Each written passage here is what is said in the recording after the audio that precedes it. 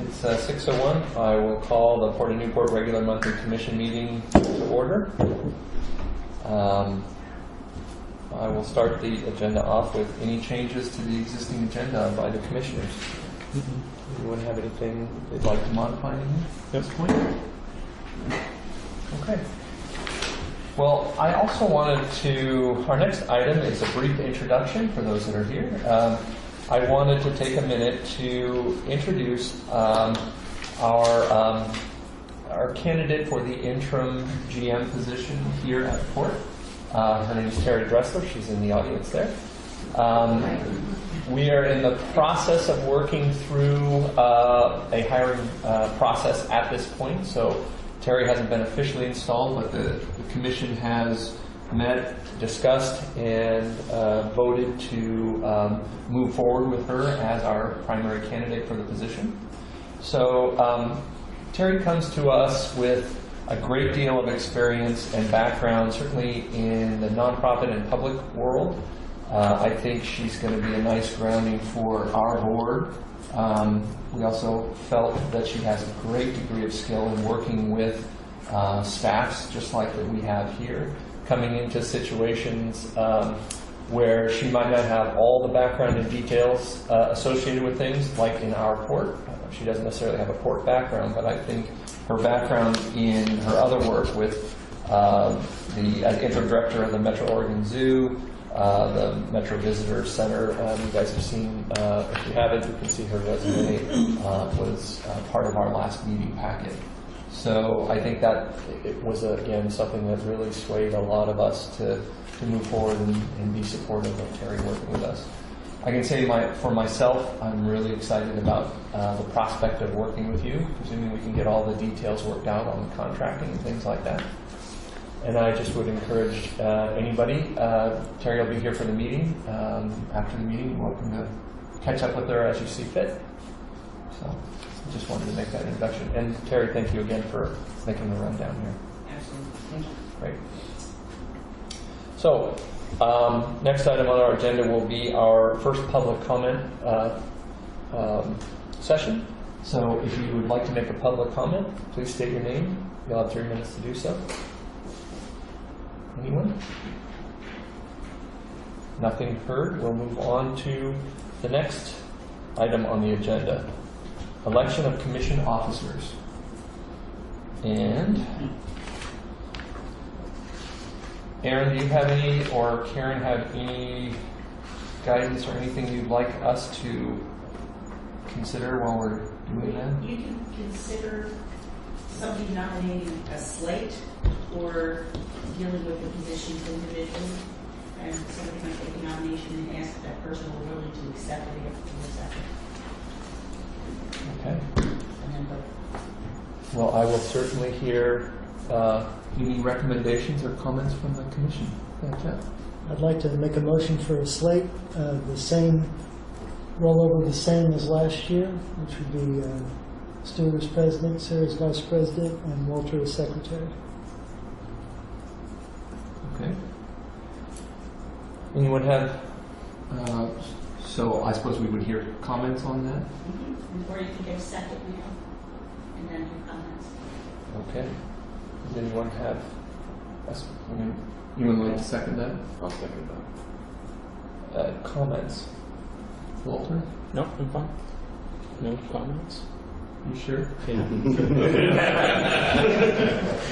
Comments from you, Stuart? Not sure yet.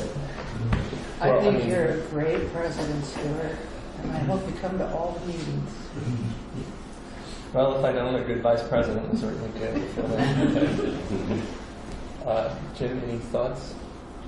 Yeah, I support that.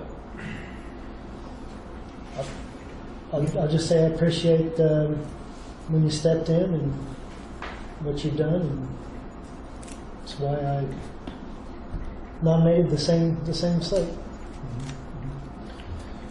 Well, I think that I think we've functioned pretty well as a board. I think each one of us brings things to it. Somebody has to lead it on some level, but I think we all play a pretty equal role in a lot of stuff. to be honest with you. So, okay, so I guess I have a motion and a second. So I guess I'll hear a vote. All those in favor of that motion signify by saying aye. I, Opposed? No opposed. Okay. Officers have been selected. Thank you for your support as well, everybody. Consent calendar. Anyone, so everyone sees the items on the consent calendar. Anyone want to remove anything from that? Everybody good? So I would need a motion to accept the consent calendar as written. I move that we approve the consent calendar. Second. Okay, all those in favor? Aye. Opposed? Motion passes. So let's move on to correspondence and presentation. South Beach Urban Renewal Plan Amendment.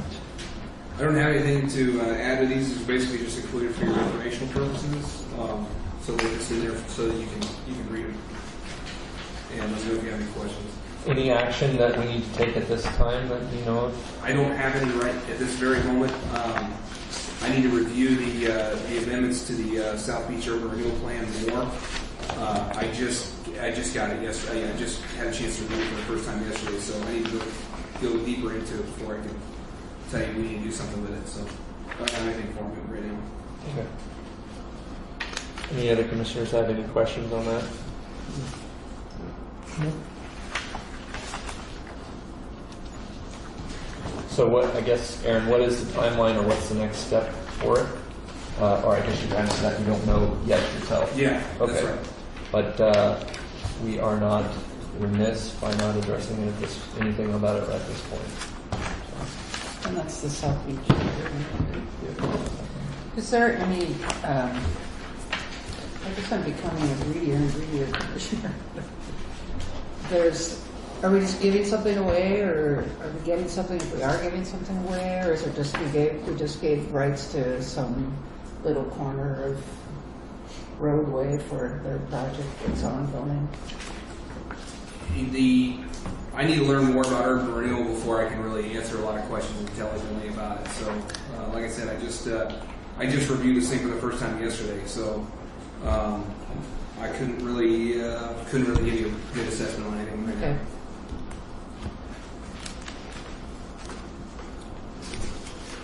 All right. I'll move on to the next agenda item, California Seafood. That's just informational purposes as well. Mm-hmm. Just a thank you letter, basically, for us trying to work with them this year, and that was it.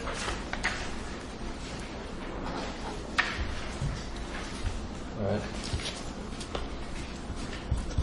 Anybody have any questions on that?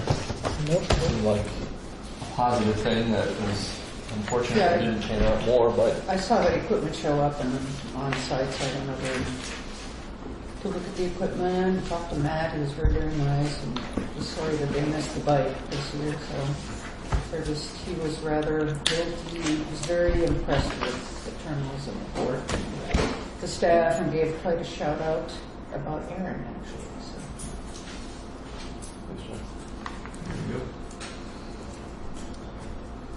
okay.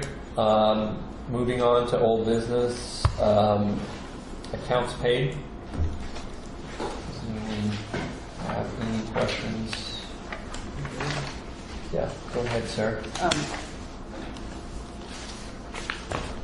I see that there's a lot of mid-month draws, and I see that we didn't get these for a while, but now we're getting them again, and so, did that policy change? Did you change from a monthly to a 2-week or something? It did. It changed. And is that a difficult thing, or kind of okay, or? It's there's some work to do. It's definitely taking more time from the finance department, processing payroll twice a month now. We contacted PERS, you have to do our PERS reporting, we will involve twice a month. And, it didn't necessarily land well with our cutoff dates, so there's even additional steps that PERS is asking us to do. Some of our payroll periods crossover months. Additional expense from ADP, but we are meeting that IRS requirement where our draw checks are having taxes withheld at the time we cut those checks. The draw checks you see up here were just basically accounts payable checks where no taxes were taken out. They were just included in the month and payroll. And so now that has to change, or IRS wanted that change for why? Yeah, they did. I don't know. From my perspective, I don't know if we found the best way to mitigate that by having twice monthly payroll with the schedule that we have. Right. We could either adjust it slightly and stay with twice a month, arrange our cutoff dates better, but really important. Is that something Matt Kimball can help you determine Yeah. where to land on that? Because Exactly. there's nothing written in stone per se, is there? There's not. No, we just have to decide on a payroll schedule and then stick with it. Okay. But we certainly can change it and adjust it. Okay. That was my only question. And I added up Pete's numbers, and he had a good 5 months. Yeah. Yeah. The only thing, there was quite a bit of legal bills, for the last 3 months. I mean, over $28,000. How are we on 30. budgeted? We, for the legal line item specifically, have to look that up. Just how are we doing for the year to date? I mean, we're pretty close. Did we go over this year? Yeah, for year to date, I'll talk about that in my Okay. finance Sure. department, but I Yeah. did look ahead at how we're going to land for June, Okay. and it's looking Right. good. Okay. Thanks, Mark. Has there been any issues or any changes with regard to the security company we have at this point? None right now. I talked with them a couple weeks ago. I don't have really any other options lined up to go with either. It's a little bit easier if like say for somebody like the county who has who can basically absorb those security duties in house, not easily, but a little bit more easily than we can. So no changes that I'm aware of right now, and we'll just see how things progress along legally for them. So. Okay, but we haven't noticed any impacts to service or No. responses or anything like that? No, the day-to-day generally gets managed by Matt Frank, which is their director of operations, and it's still going very much the same as it always has. Any other questions on accounts paid? It's nice to see him. Thank you, Mark. Yes, thank you. Yeah. Thank you, Becca. Thank you, Becca. It really is nice. I'll move on to the next agenda item, Oregon State Police mortgage contract with the Guardian. Seems pretty well laid out here. Aaron, did you have any more comments? No, I'd like to get them going for the 1st of August. It's been a year I've been working on this, so anything at this point in time, any changes we make, it has to go back before the State Attorney General for approval, and it'll probably put us out by several weeks at least. So Pete's seen this, and I think it's ready to go. I would recommend a motion to authorize the Director of Operations to sign the attached lease with the State of Oregon and Moore OSP Guardian of South Beach for the next 5 years. Does anybody have any questions before hearing motions? Yeah. The OSP parking, they're not going to have a lot of vehicles parking there anyway. No, it says in the lease, I believe they got 2 spots, and that's what we chose to give them right there. So. Okay. I did have a question about the resources and responses. In particular, we mentioned the Mildred C name as a response. Sorry to be sensitive to that, but I mean, if the Mildred C goes away, how would that impact this? They would just need to update their plan. Okay. And that's it. It's very much listed as a response vessel because it is there, so we wouldn't want to exclude it. But they just have to update their spill plans. Okay. And we have all this boom available? Yep, it's there in various locations around the port. It is there, and they're going to have they have their own ready to go on the dock as well. So Sure. I know Carson does as well. When you need it. I suppose Yeah, that would yeah. come in from Toledo. generally, the stuff that Carson supplies is for their own, when they're fueling, it's to back up their own operations. Most of this is part of the overall spill plan for the entire bay. So that's where it was pulled from. Okay. So to that end, you need a motion to move forward with this? Right. Yes. Make a motion to authorize the Director of Operations to sign the attached lease in the packet with the State of Oregon Demore OSP Guardian in South Beach for the next 5 years. Second. Okay, I have a motion and a second. All those in favor? Aye. Opposed? Okay, motion passes. Thanks for working with them on this, Aaron. Sure. Next item on the agenda here, I'd like to, or will be the OBEC update on scope of work for Port Talk 5. So I've included some of the. This has been a slow going thing,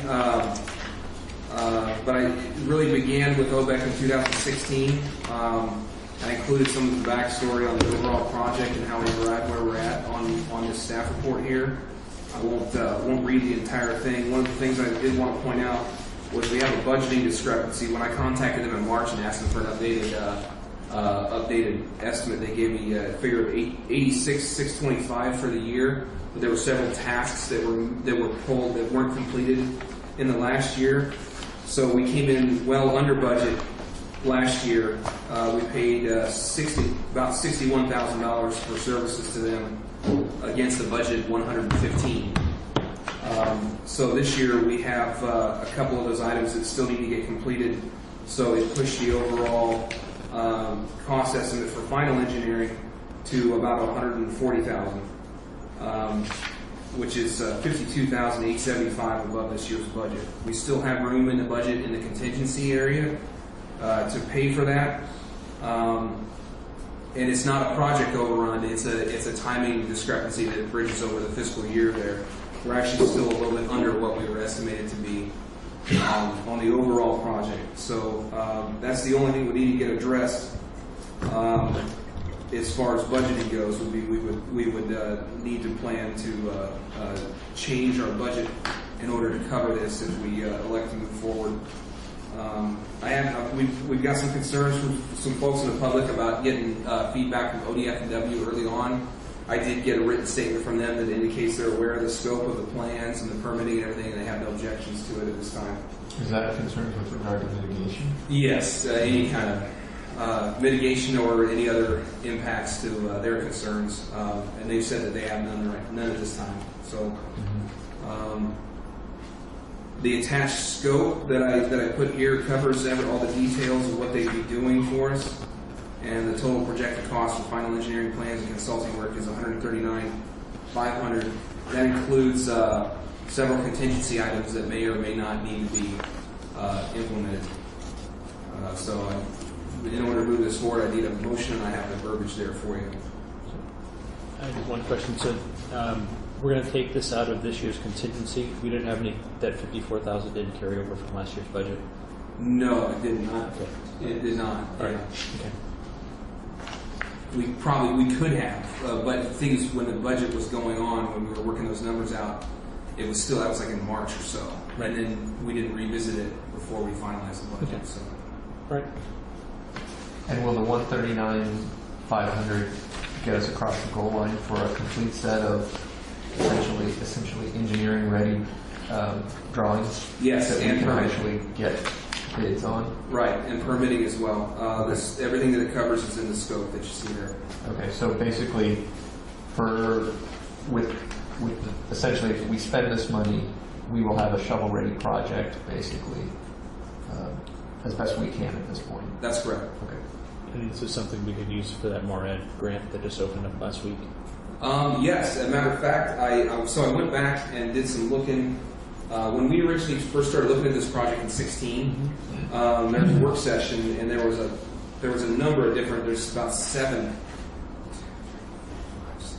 8 different options for potential funding, but MARAD is definitely. I just attended a presentation from them week before last, and there's a number of different grants that they have a lot of money that can be used toward this. So. Yeah, program just opened up for them, I think, on the 12th. Right. What's the deadline for that? September, early September. So, funding wise, I mean, obviously we do need to figure. We're getting toward the end of planning on this, and we would need to start determining how we're going to fund it. I would definitely recommend getting a grant writer to take a look at this for us, and that way, because one of the main things about getting grants is bringing in community stakeholders and getting people to buy into it, which we've done, very early on in the process, and then getting the permitting in place and getting good plans in place so that you can submit the entire package when it's finished. We're getting right there, so the other thing that would increase our chances of competing well for grants is having a professional grant writer help us out with it. So. Yeah, I just thought that MARAD program, that's a no match also, so that we would have to come to the matching funds. That'd be really big. Really good, big, yeah. Big deal if we get that. 100% funding, so. Did they give an estimate of when their awards might be made? No, it's only a $7 million pot, so I know it's pretty small, but I think we should get in there as soon as we can. Anybody have any other questions about the Fort Dodge plan? I just, it's a big deal, that iconic ramp the pier going down there, and I think in the early process there wasn't a lot of, I don't know, there were stakeholders and everything, but it was just not a real in-depth deal. And since then I hear from fishermen, of course, who use it all the time, that there seems to be, in the end, it would be less money to do it. The conflict that some fishermen have still is, well, we've proven we don't need to drive down it, so why do we need to drive? Why do we need to park trucks on there again? It's just for garbage disposal is the only reason a forklift goes down there. So that, it's far along in the planning and stuff, but that's something I hear about, that I guess it would have to be engineered completely differently. Spend a lot more money engineering to change anything, but that was... The drivability is really important for emergency egress and emergency response. Not that they need to drive on it daily, but I think it's good to have it designed that way. It would be interesting to see the comparison. Well, yeah, we never... We don't want to design it twice. Right. We never heard from the fire people really, and I did hear from one just anecdotally that said, you get a little closer, but driving doesn't do much to change their response on it because it is so Flintstone-like. With basically buckets when you get down, there's just not a lot of water accessibility. Anyway, so they might get their fire boat, but yeah, it was just, I hear that kicked around quite a bit yet. But I'm sat in on I guess the only workshop that they had, and there were like three different versions, and so a lot of money and time is spent to get to this point. I'm not saying we should. It just is something that the ramp will be much shorter too, or the pier, because it's a little longer. So I think it's going to be a wonderful pier. I have no issues, but I have heard from people about it. Something else that occurred to me too that you might consider is the fishing industry has grown, and if it continues as it is, the marina is going to look different in 30 years or 50 years or so. If we could squeak that much time out of 50 years out of that pier, that's something I would encourage to do, is think about what kind of structure we're going to need at that point as well. Over the span of its life, it's not just about what we're trying to do right at this moment, but also for the next 20, 30 years. And we know also that the trend in permitting and the ability to build structures over the water, in the water, is probably not going to get any easier, certainly won't get any cheaper over that time period. If we're able to pull something off like this right now, especially if we can get 100% funding, you know, the people that are running crewmen on fishing boats right now that will at some point be owning them and operating them 20, 30 years from now may be very thankful. So. Do you think that the new outfall and that buildup of sand will cause any dilemmas? Yeah, it's definitely like I reported a couple months ago. It's shoaling that entire area by Swedes Dock. We had an idea that we've been kind of kicking around. It's really very half baked right now, but it would. I don't know how much it costs, but you could potentially put some sheet piling around that area and fill it and add parking. If it was big enough, you could move it all the way down to where Port Dock 5 Pier is and access the floats straight off of a chunk of fill. But I have no idea how much that would cost. Or, I mean, you talk about mitigation, it would take a lot of mitigation credits to do that. So it's an idea, but I don't know. That's all I can say about that right now. Add about 200, just over 250 parking spaces, something like that. So it could bring the city in. I just emailed some drawings of it over to Spencer yesterday, just to throw it out there and see if there's any interest on their part. So. Any other comments at this point before we hear a motion? I think after 7 years, it's important to show some forward progress with this. It's been a 7-year conversation up until this point. I think it'd be good to do what we can to move forward with it. As I recall, OBEC gave it 2 to 5 years before failing, so we'd be in big trouble. How do you get to the boats? So that does make the fishermen very nervous, so they're happy to see movement, like you said. Yeah, it's a big part of Get the something done. infrastructure down there. We can get to the boats. Jeff? A few things. Did you say 100% funding? It's possible to do that. That's Yeah. cool. The other thing that you can possibly, like I said, you have grants you can mix them together to compensate for all that, and so we've got 8 possible sources here. Tiger is one of them listed, which is now a build grant, which is basically the same thing. But you could. But the important part of getting a grant or getting these possibilities to really come to fruition is to have a good plan in place. That's a huge part of it. If we don't have a good plan in place, we greatly reduce our chances of getting a grant. That was my next question to put in for a grant. Do the plans need to be complete, or can they be at the stage they're at now and put in for it in September? It could be. It depends on the grant and the parameters that are set by the ones that you're competing for. I can certainly say that you would be in a better position if you present a more complete plan than less. Some of them you can get by with just, especially if you have the permitting done. If you have the permitting in place, sometimes you can pull it off that way. But I'd say you're in a better position to compete when you have a more complete plan in place. Last year about this time we had a vote. Sarah and I have been on the commission a month or two. We had a vote to move forward with the engineering phase from last year, and I was like, of course we have to. I kind of because we know the bad shape that it's in, and I kind of feel the same way this year. But I've got a lot more thoughts going through my head for various reasons. One, thinking where we're going to get the money. How's this going to go? Another is, are there other things we need to be thinking about along the way?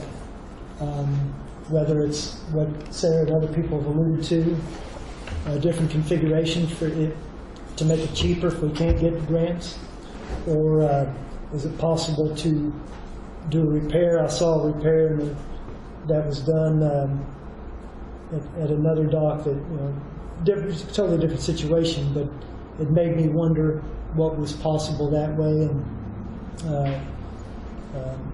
also would there be any advantage whether we look at different options or look at the option we're on now, the design phase, and say could there be any lessons learned at other ports, marine businesses, project managers who've done other projects that could give us advice at this phase. Hey, you may want to, as your designer's doing this, you may want to consider whatever it is. It's best to learn from other people's mistakes or hardships than go through them ourselves. And you just made me wonder at this point, is there anything that we want to do either in conjunction with what's going on or to consider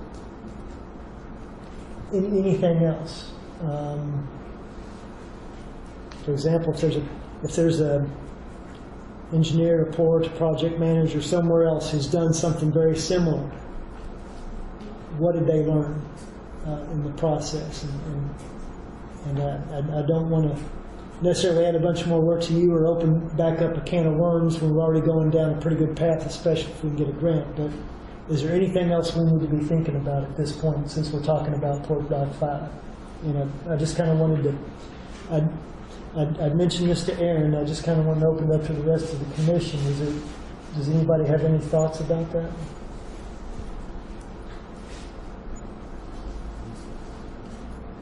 I mean, if the city had something going, but they don't have anything going. The thing that keeps jumping out at me is the fact that in 2011, it was at 52% during the inspection survey. Things haven't gotten any better since then. We need to go through design phase to be shovel-ready and to be sellable. I think that's important. I don't disagree with you. I think there's probably a lot of different ways to do this.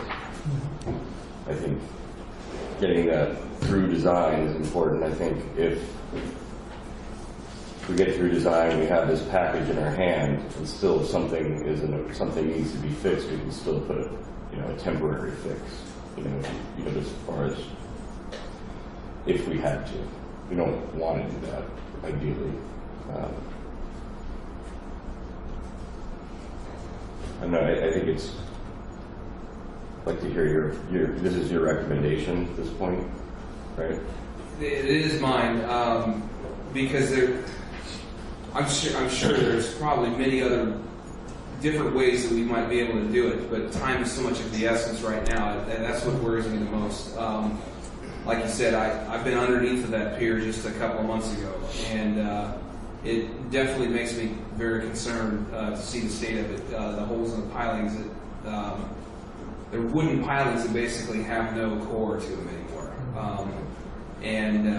it's time to get it. It's time to get it fixed. Funding wise, I can certainly understand that uncertainty and not knowing what grant we're going to be able to get, but that's not going to change any project that we do. We're still going to want to go out and get grants for those projects, regardless of the scope of it. We're going to want to get grants for them, and they're funded on an annual basis. And we may not be able to tell right now what grant we're going to be able to get in the next few months, because we'll just have to wait and see. And the best thing I think we can do is come up with a good plan, and get a grant writer to take a look at it and make us compete really well. And I think that's the best way forward.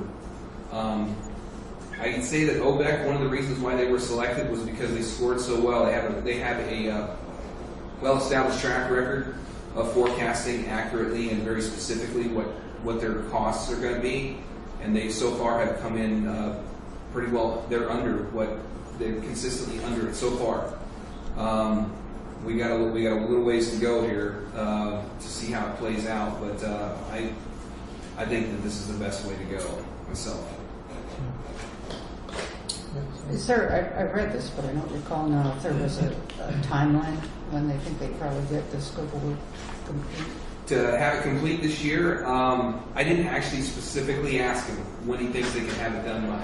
I asked him, the question I posed to him was, if we don't get you started on this at the beginning of this fiscal year, will you still be able to get it completed this fiscal year? And he said they're on a pretty tight timeline for the fiscal year. So that would lead me to believe that it's going to be toward next summer is when we're going to have those plans in hand. But I'll certainly ask him. And so, especially if we're going out for grants, and especially with that merit opening up, can they put the permitting first, or do they have to have all the engineering done first, or can they start really securing those permits? There's Is that- there's a certain level of engineering that you usually need to have done in order to get them to approve the permits, because that's part of it. They'll look at the engineering that you have done and say, okay, this works or it doesn't.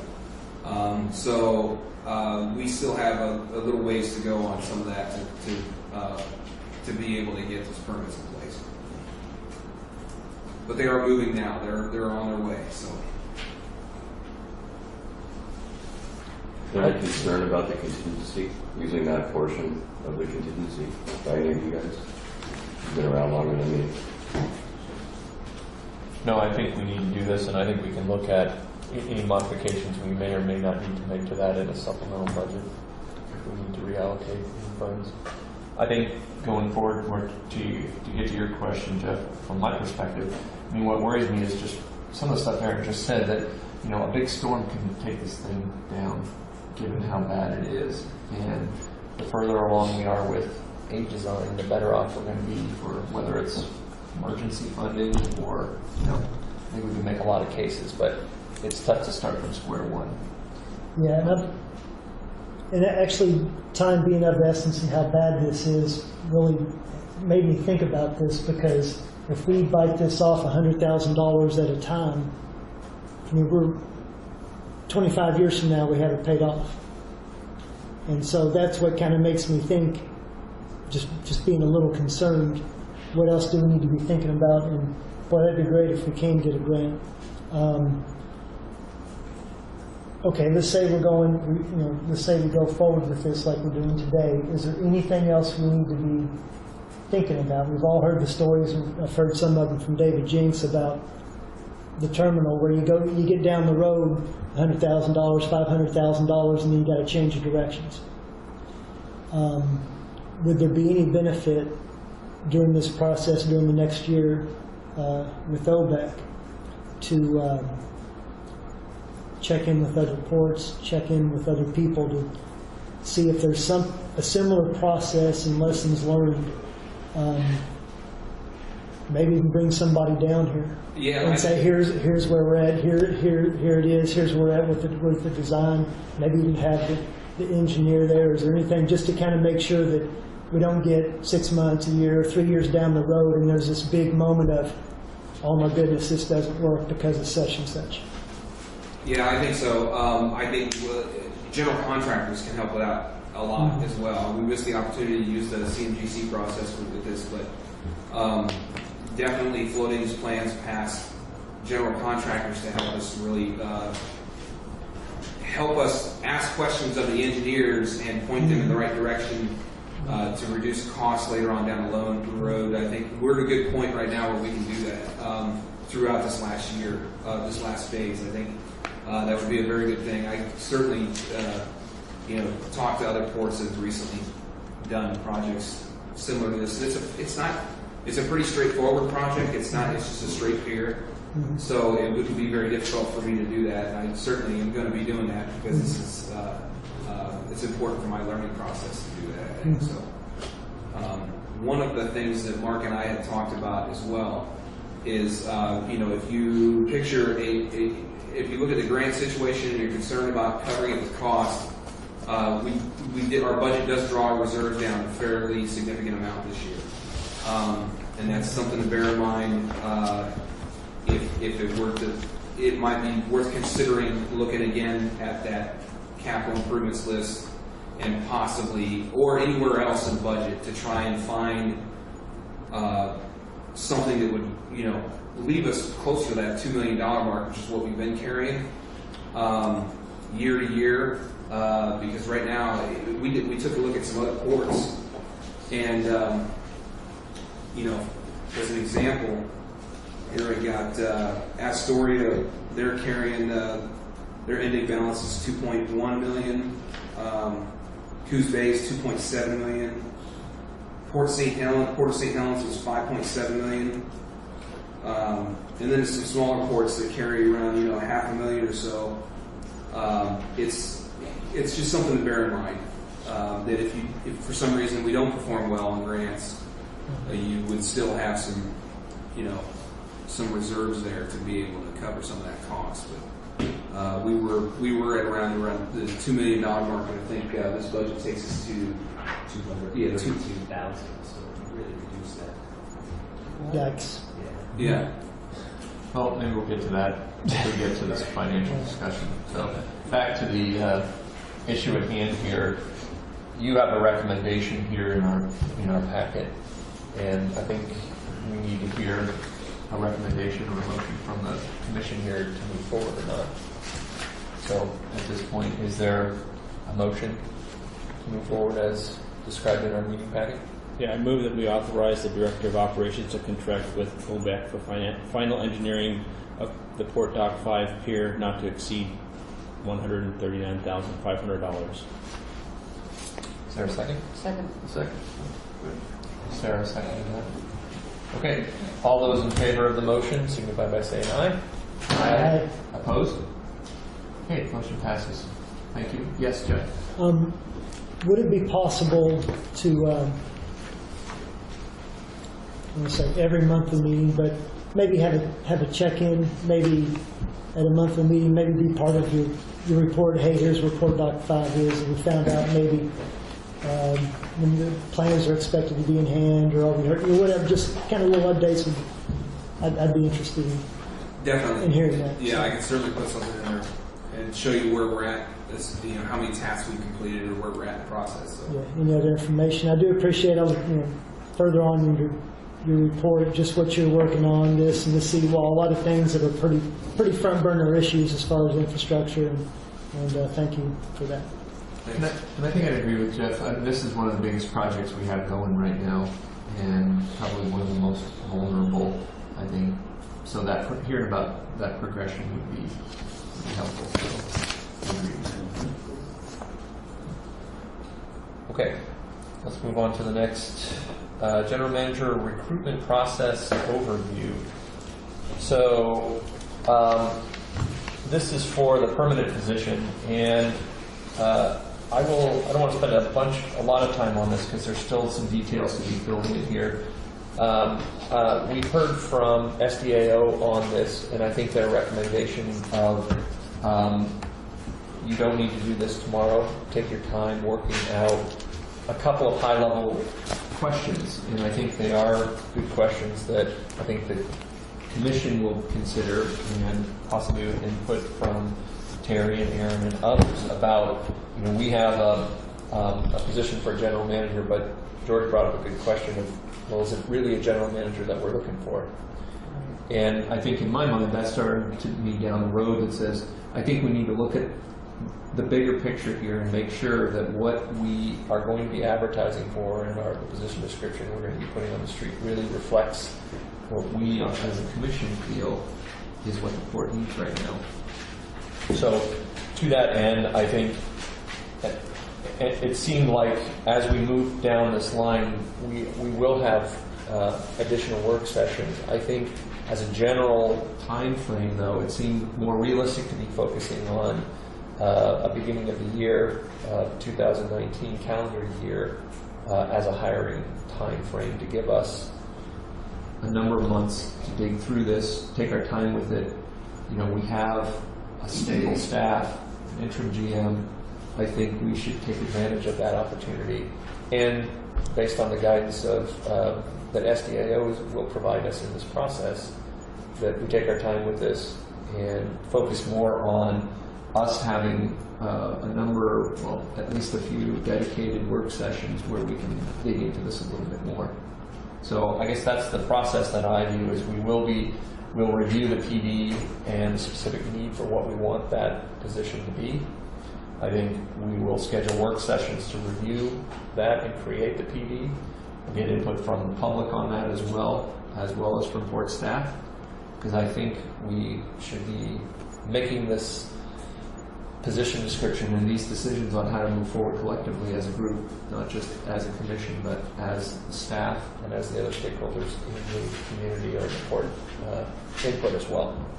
So those go through that, and I think SDAO will then ultimately take whatever PD that we create and start advancing it forward for announcement to the public, and will help us manage that process. But I think George was of the impression that, let's say, maybe by the first quarter of next year, that we should be in a good position to be seating a new GM, if that's the direction we wanted. So that's the rough timeline that I've kicked around a little bit with George. And although we're not making any decisions here, I think the first step is going to be seating our interim GM, getting some of these big projects moving, getting things stabilized, and then we'll start working on this PD. So that's my initial thoughts on that process at this point. But anybody else have any thoughts, Sarah? Well, I agree that I kind of wonder if we need a general manager and administrator, mostly because of the addition of the operations manager. I think it changes so that's always, it's going to be good discussion. So I'm really hoping to be very careful, and working with SDAO, I think, is a much better process than we went through before. Jim? I agree with everything you said. I think it's going to be important for us to generate a timeline for ourselves for getting that PD fine-tuned. I'm not ready to throw one out right now, but we'll figure out what's realistic and kind of set ourselves up for success, of course, but really look at making sure we're doing our part to get that position description to where we want it within a reasonable amount of time. So we can achieve that goal to be looking to hire at the beginning of the year. And I think realistically, with summer schedules and getting Terry situated, I'm thinking that we'd be looking at September for starting to tackle this PD, to be realistic. But Walter, Jeff, thoughts on that process? No, I think we just need to move forward with it and be as cognitive of what we need and moving forward. You've been through this a few times. Yeah. I mean, I think it's important for everybody to realize it's not that we want to be slow with it, but I think we want to be careful with it. It's a better way of looking at it. I think everybody wants to move this forward and get it settled down. Jeff? Nope, everything's been said. Right. I would suggest we keep moving on here. The next item on the agenda was sort of goes to some of the comments that we just heard. In light of excuse me, the efforts that Aaron is going through on the rates, and some of the questions we've just discussed about the level of reserve funds, excuse me, and some of the capital projects that we have outlined in the current budget, I started to feel a little bit unnerved about it, to be honest with you, and to the extent that I felt that it might be beneficial to the commission and to the court to have perhaps a subset of a couple commissioners that can sit down with both Mark and Todd and perhaps Aaron and Terry to take a deeper dive into the budget that was approved, and to not necessarily make mandates as to things to change, but maybe to look and review that current budget with the commissioner's eye for prioritizations on some of these capital improvement projects and other areas of concern that port staff might want to look more specifically at. And again, I think it is careful, as was brought to my attention, I think it's very appropriate that the commission isn't here to say change that 5 to a 7 per se at this stage, but I think it would be potentially appropriate for a subcommittee or subgroup of the commission to sit down and do a more deep dive into this, and perhaps identify some of these issues, in which case any supplemental budget could then be brought before the commission, and those details or concerns can be outlined or identified. So, anybody have excuse me, any thoughts on an idea like that on the commission? Does that seem reasonable? I agree. Yeah. I do too. And I am somewhat selfishly thought that both Jeff and Walter would be a good match for that. Could represent, again, experience on the commission, but also an eye for numbers. And again, it's not a decision-making process per se, but it's just simply the commissioner's take on some of the concerns that have been raised in the last budget. Anybody see any issues with moving forward with if Jeff and Walter are willing? You don't get to talk. Jeff, yeah. I hate to be disagreeable, but Yeah, I'm thinking about this a little bit. sure. You know, I know as we as a commission set the policy, the staff does the work, we're oversight, ask questions, we bring recommendations. I'm wondering if a process to where the commission maybe gives certain points, like the policy would be we don't want to draw down our reserve funds, or focus on the most pressing infrastructure items that could cause the biggest issues, or where can you find financial efficiencies, or maybe we give the guidelines for what we want the staff and maybe Todd Kimball to look for, and then they come back. You know, if we're going from monthly meeting to monthly meeting, do we need to have input and be involved with that in between? I hesitate to get into the inner workings of what the staff is doing on a detailed basis. So I have some reservations. I see the advantages of it, but I have some reservations. I think some of the motivation is also maybe to expedite a process as opposed to that monthly hopscotch. That if the two of you folks could meet, let's say mid-month, such that it makes the meetings that come here that the staff present even that much more productive. So we're not simply saying as a commission each time, once a month, come back, here's some suggestions, here's some suggestions, kind of thing. But I mean, your point's well taken. I think you need to be a little careful about that. We're not here to tell the staff or the CFO or the finance folks to, like I said, change that 5 to a 7. And I think your suggestion is a higher level prioritization is something that I think still could be accomplished with a meeting or two with them, focused between the two of you folks. Yeah. I would just say I think we should be cognizant of the fact that we're not acting as if we do something like that, we're not acting as the commission in that regard. We can't. Exactly. Two commissioners can't act as a commission and give direction.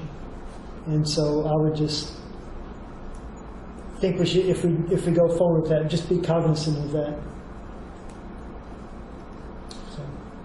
Walter, thoughts? I was just going to say that we would basically just be working with staff. We would just be bringing something forward. We wouldn't be making any decisions. What troubles me the most is that this current budget brings our reserve down to $200,000, and that's on us. That's taxpayers' money that we are responsible for, and I think that we should take it pretty seriously. That we just passed a budget that will do that to our reserves. We worked with management and staff in April, and we basically approved a list of priorities that in the past has been set with management, the department heads, and the commission together, and none of those suggestions made it into the budget. So I think that we need to correct that mistake. I think that was a change in policy that should have been made with the commission's decision. In my 8 years in the commission, that I said this before in the budget meeting, I had never seen a budget where we had $1.4 to $1.8 million to spend on projects. It's always been $300,000 to $400,000, and we've always been very careful to not spend that down and to dip into reserves. And so there was a policy decision made without our approval. So I think that we need to correct that. And I do agree with you, Jeff. I think that we should pass resolutions that if we are to dip into reserves, that should be made as a commission decision with management and not bilaterally, whether it's by the commission or by management itself. So I think that we do need you and I or myself and somebody else need to sit down with Mark and rectify what happened, because spending down reserves when we have things such as the broke seawall and the support dock 5 approach, which we might have to spend out of our own pocket, would be folly. I agree with everything you just said. I really agree with the seriousness of going down the reserves. I agree with you 100% on that. So maybe I could. Something I was going to point out too, because as I've listened to all the debate on that, to me is a cornerstone issue, that I don't believe we actually have a clear-cut policy on what that number has to be. It may be, it depends on how comfortable you are moving forward as a commission, whether or not you want to set a policy that makes it harder to get into that, but at least a general idea or some sort of consensus would probably be helpful moving ahead on an idea of what you want to have as a fund balance year to year. I think that goes to kind of where I was going with this was, again, that wouldn't be something that the two of you guys would mandate and say, here it is, but you could do some of this math or some of the discussions with folks, and then the staff can bring forward a recommendation to the commission, that, let's say, has already had a few things flushed out on it.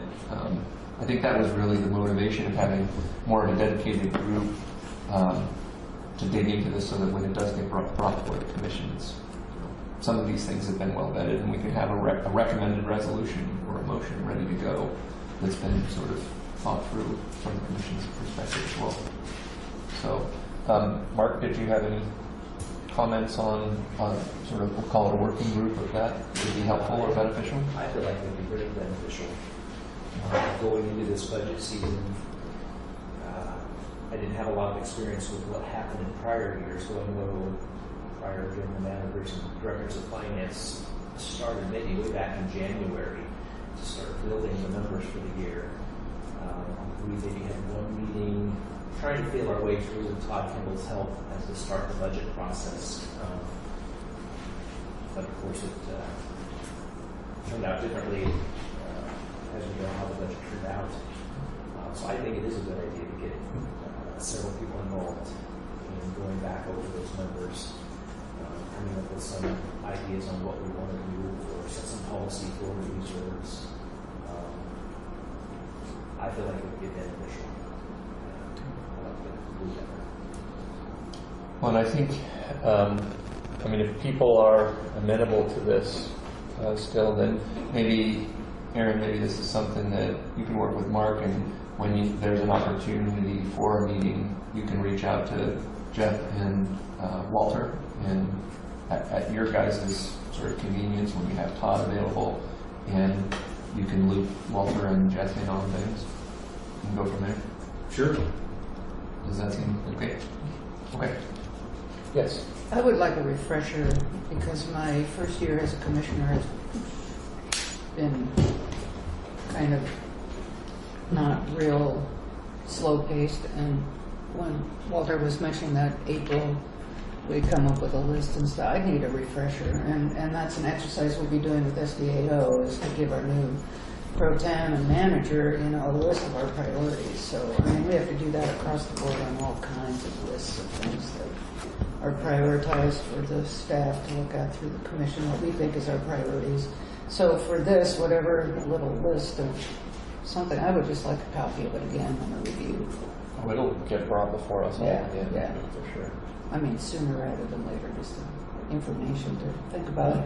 Not necessarily a packet for next month, just a small, something that could be sent out to us commissioners for review just on that, what Walter was talking about. What we said in April, I need to review. Just from my own information as a commissioner, not to weigh in like they'll do.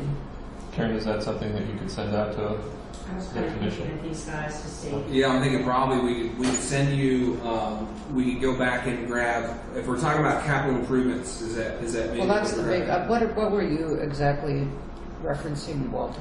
It was in the minutes from the meetings, from our budget priority meetings. Yeah, so the budget meeting. Just basically the capital improvements list. It's all in the Right. minutes. We can just grab those from there and send you the various iterations of it, so you can review how it, what came up and when. Yeah, just, Okay. Thank you. that would help me a lot. All right, I want to keep moving then. It sounds like we've got a path forward on that. Great, and thank you guys both. Commission liaison assignments. Karen, can you help me out here with any of this? Yes. Thank you. So what is on the schedule is what I currently have on file. And I had asked Mark to look up what we had paid for those fees. As far as the value of the organizations, that's probably something Karen can talk to you. I know some things just need to be updated, like Lorna Davis is certainly no longer the Aquin Bay Economic Foundation. I found out that's actually Katie Jacobson is now in charge of that. But is there any other things in here other than Stuart, as you work with the commission, who wants to be which, and there may also be updated information you can provide me. Yes, so how this generally works is it's really an assignment from the president, but you can ask who's interested too. Well, I think it probably wouldn't be a bad idea to have more of an updated list. I mean, when I was going through this, I was kind of looking at it going, do we really interface with these folks? That's what I wanted to ask you. Yeah, I would say, so I'm listed as, I was put on here as liaison for a lot of these folks. Last summer at this same meeting, I was filling in as the general manager during that time. But given the amount of stuff that I've had to do with last year, liaising was not one of my top absolute priorities. So I have not liaised a great deal with some of these organizations. Having said that, it's not, when you do have time to do those type of things, in the long run, I think it does bring some benefits. It brings a lot of benefit to the port. It's just that over the last year, I haven't really been in a long-term kind of trying to put out fires a lot of times. So a lot of these are definitely, I don't think there's any on here that are not useful to the port in some fashion or another. It's just a question of, I know that the Pacific Northwest Waterway Association, that's a large bill that you're going to see. We got an invoice for. That one I think I would say is important. They lobby for a lot of dredging priorities. Dredging, things like slopes regulations for permitting on projects and things like that. They definitely do a lot for us. Even though it's $7,600, well this year it's $7,800. I think it's worth it to be part of that organization. I don't have any. A lot of these North America Ocean Observing, I don't have any experience with them. I couldn't speak to it. I'd have to, I mean, I guess where I was going with this is that maybe what we do, and there's one thing that I thought, whether we need to put it on this or not, that I think would be beneficial to us as a commission is to have perhaps have a liaison to the city council maybe. I think we can develop a little bit stronger tie with them. So I guess where I'm going with this is maybe what we can do, and maybe between Aaron and Karen, and probably to a lesser extent me, maybe we can pare this list down to something that seems more practical in terms of what we actually need. And perhaps, if anybody has any other suggestions about any organizations that you think that we should be considering to be a part of, I just don't think this list has been updated in years, probably.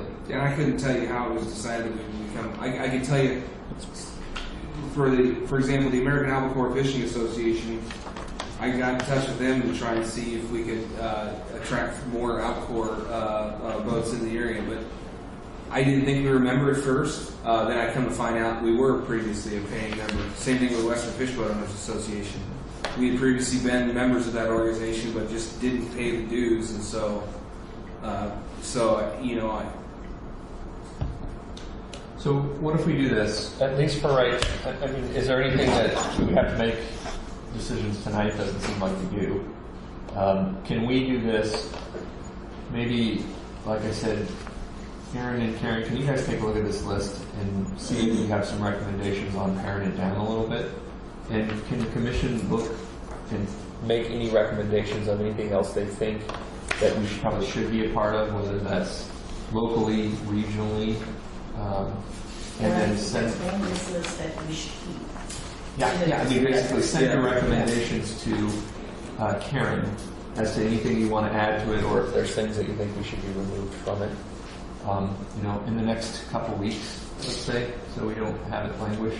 And as soon as we have a complete list, then I'll reach out to everybody, or certainly whether we do it at the next meeting or at let's say no later than our next regularly scheduled meeting, we'll install people in those positions that have interest in it. Well, I agree. Does that sound reasonable, Commissioner? Yeah. Everybody? We would need approval to pay our invoice for Pacific Northwest Waterways Association. So that would be one that we do need a decision on this evening. Well, we can certainly, it seems like something that we want to keep moving on. I think we definitely should. It's, So, do you yeah. need any approval to, it's over 5K? Yeah, right. I need a, Do you need a motion? yeah. Walter? I move that we pay the fee for Pacific Northwest Waterways Association to the amount of $7,810. Second. Okay, I have a motion and a second. All those in favor? Aye. Opposed? There you have it. Motion passes. Thanks, Aaron. Thanks. All right. Let's keep moving down the line here. We have a review of a contract for the General Manager Pro Tem. In our meeting packets, you guys have a draft of that. As I mentioned at the starting of the meeting, we're still in the process of working through a contract with our candidate for the interim GM. I think this will. I took a quick review of it early on. I think I sent some updates to it that you've made here, really referencing the differences between our previous interim GM and our potential candidate at this point. Other than that, I think we have. I think everybody but Jim has reviewed this thing once before when we installed Aaron. But at this point, I guess I would say fairly short fuse on this. Maybe by the end of next week, if you have any comments, concerns associated with any of the bullet points that are on here, send them to Karen. And Karen will either make those, you can do a track changes, and then you can send it out one last time for people to review as a commission to make sure that everybody's acceptable with the corrections that have been sent. And then if everyone is, then I'll work with George and Terry on the other aspects of it. So, action item by the end of next week. If you have any comments, send them to Karen. If you don't, that's perfectly fine too. Okay? All right, let's keep it moving here. Staff reports. County Supervisor, Mark? So financial reports that are in the packet are for May. Overall, the year-to-date increases in operating revenues held steady at 8%. Over the figures for May of 2017, year-to-date operating expenses increased by 7%. And I know it was our intention to have the June financial statements in this packet. They're not quite done yet. I think we're about 60% done. We're doing our best to get caught up on that. We're trying to catch up on those month-end close, start the year-end close, set up for the new year with budgets, new fees, rates, and get ready for the audits. We're tackling that all as best we can. I did do a look ahead. The last commission meeting, we did a preliminary look ahead at how the numbers for the fiscal year would land at June 30. So now that we're much farther in closing out June, I took another look and made some conservative projections. In the general operating fund, it looks like operating revenues will likely exceed the year's budget by $225,000. Operating expenses will come in nearly $200,000 under budget. Non-operating revenue expense totals are projected to remain under budget. And the general fund, you can see a budget basis net income for the year of nearly $225,000. It's 27% increase over the prior year. I looked at why that was, and the main reasons were there really was no increase in personal services expenses from this year, 17-18, to the prior 16-17 year, due to the absence of a general manager and director of finance for the majority of the year. So it was a big savings of personnel service expenses. Obviously, our rates increased in 17-18 over the prior year, so revenue I would expect to be up about 8-9%. That was the case. And then this 17-18 fiscal year, there was a decrease in capital outlay expense from the prior fiscal year. The prior fiscal year, we had the Fort Dock 5 and 7 pile replacement project, nearly $400,000. The multi-use area in South Beach was another $200,000. This year, I think we they spent just $124,000 capital outlay. So those are the difference there. Looking at the NOAA fund, project the budget basis net income. That's kind of the same what we're adding to our fund balance of about $150,000. We were only at $17,000 the year before because we had dredging the year before. So this year we didn't have dredging, so our net income is considerably higher. I looked at the other three funds: facilities maintenance reserve, construction fund, bond and debt fund. Not a lot of activity in those, and the balances are projected to remain at their budget. So I feel we're doing good as we get close to closing out June and then the year end. Wanted to highlight a debt service payment that we made in July. It's the big NOAA revenue bond payment. Almost $1.5 million was wired out on July 18th. We're both invoiced for that, and we have an amortization schedule, everything tied out, so that's done. I did, as we got close to June 30th, I did do a review of our debt service payments to make sure we hadn't missed anything, and I was able to verify that we had made all of our debt service payments for the year and all funds by their due dates. Last commission meeting, Aaron mentioned the Mariner 3, a vessel in South Beach that had an incident. Their account was already delinquent. It was out on the rocks. Coast Guard towed it in, made it to Toledo, pulled out of the water. We have since put a possessory lien on that vessel, so we have 60 days. We have to hold that vessel before we can foreclose through an auction, public auction. So that's in the process. That is my report. Great.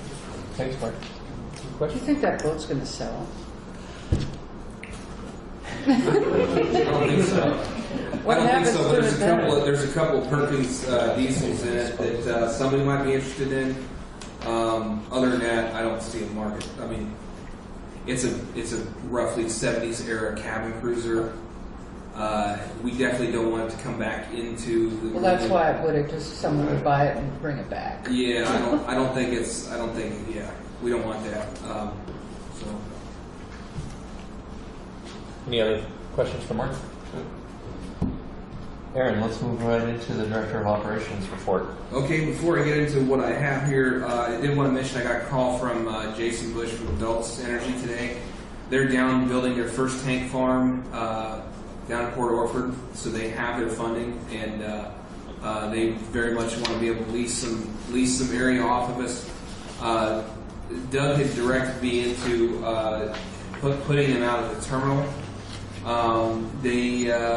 It sounds like that's probably not going to work based on the Hall family's plans out there, I believe. So we would need to look back over here at the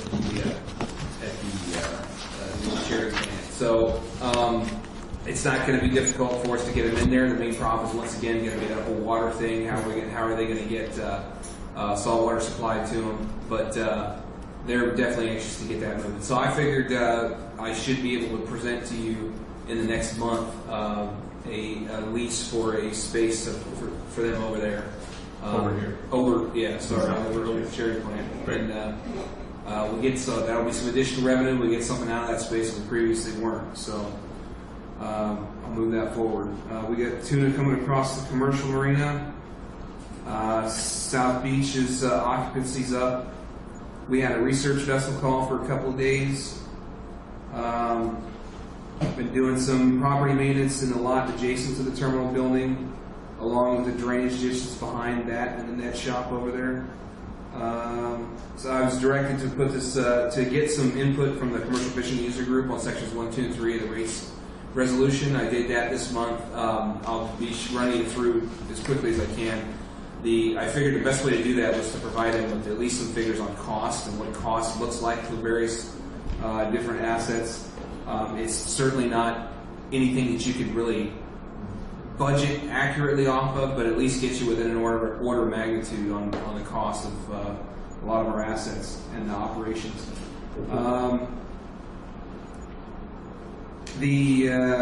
I've got the request for qualifications for the rogue seawall evaluation out, and I've got a couple people that have contacted me back, said they're interested in putting together their qualifications, and they'll be putting out there. I also got a hold of a couple of engineers in order to reach out into the network of engineers around the state to try and spread word on this potential work. Mark talked about the Mariner 3. No new costs there. The ports, the 1200Z that we're maintaining on the 9 acres at McLean Point, I submitted a variance request to DEQ this year on the discharge monitoring report because we didn't do any sampling there. We did not sample because there was no industrial activity at that location.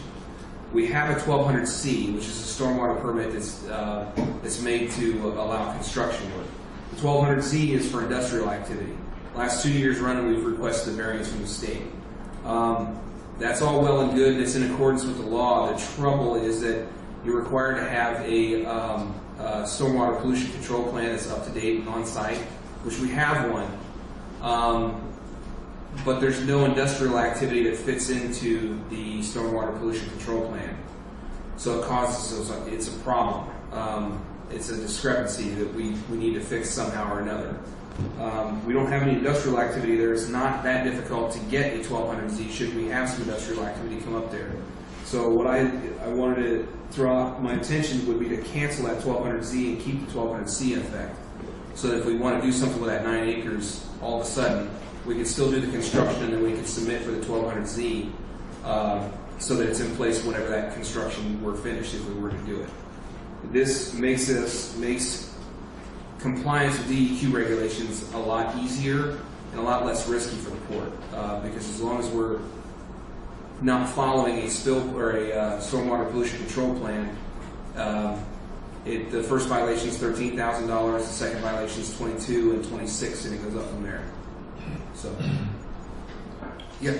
Is there any cost to us right now to keep the permit? It's about $1,000 a year, and it's about $1,900 a year to renew it. 19,000? No, I'm sorry, 1,900. Okay. 1,900. Yeah. Before you do that, I think you should just look back on some history about what it took to get that permit. Okay. It was quite a bit, and it's easy to apply for it, but getting it was quite an ordeal. Okay. I mean, it was before I was even on the commission. Right. They applied for it. This is for the 1200Z, right? Yeah. Okay. That was back when I first got on. Well, another option is we can apply. Yeah. We can ask for a waiver, Right. Instead of canceling it, Yeah. and maybe that's a way of doing it. So. Because there was a lot of the public comment period was long. We had to go through quite a few different iterations, a lot of question answering on this before I even got on the commission. So it was quite an ordeal to get that. Okay. So maybe that's the recommendation before we cancel it. Yeah, that's why I wanted to throw it out there because I wanted to hear what everybody had to say about it because I don't know. In any case, So yeah. you'll dig into that a little bit more. Yeah, I'm gonna have to, because we have to find a way. We need to get in compliance with DEQ, and to continually request variances doesn't fix it. So we got to figure out a way to rectify that. But And I think it's going to be important for the commission to know more specifically of what opportunities we would miss out on, or what it would take to reinstate that more specifically if it does go away right. before we cancel it. Then I'll ask around some more. I talked to John Van Stavert about it. Tiemann Brothers was who got it initially. That was the one that I got changed over to us last year. I guess I could talk to them and see what it took them to get it, and go from there. So Maybe Paul. yeah, Paul Langer. Anything else? So I will not cancel it. I'll see about that, and I'll see what we can do about maybe getting a waiver, because you get a waiver for up to 5 years, I think. So.